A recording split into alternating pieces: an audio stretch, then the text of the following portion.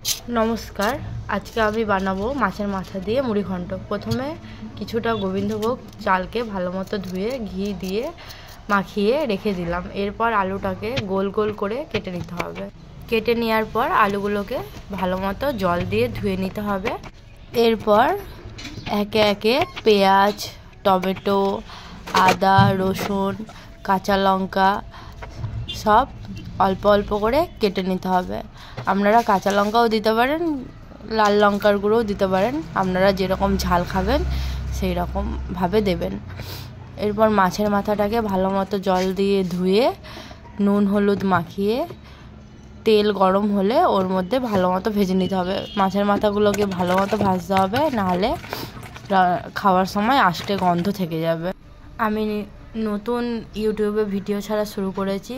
অবশ্যই আমার যদি কোনো ভুল হয়ে থাকে আমাকে সেটা কমেন্টে এসে বলে যাবেন যে কী করলে আরও ভালো হবে, আর আমাকে সবাই একটু সাপোর্ট করবেন। এরপর মাছটা ভালো মতো ভেজে তুলে নিতে হবে।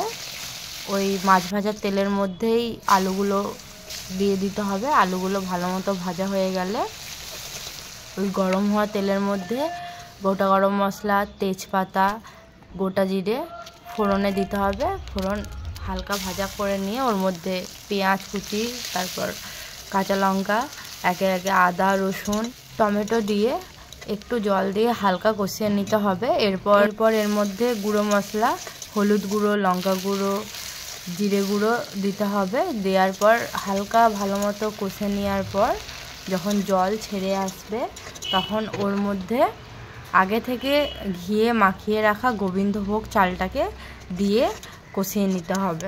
চালটা মশলার সাথে ভালো মতো কষে নেওয়ার পর ওর মধ্যে আগে থেকে ভেজে রাখা যে আলুগুলো ছিল ওই আলুগুলো দিয়ে দিতে হবে। আলুগুলো দেওয়া হয়ে গেলে সামান্য জল দিয়ে কষিয়ে নিতে হবে। আপনারা যেরকম মুড়ি ঘন্ট সাধারণত একটু মাখা মাখাই বেশ ভালো লাগে।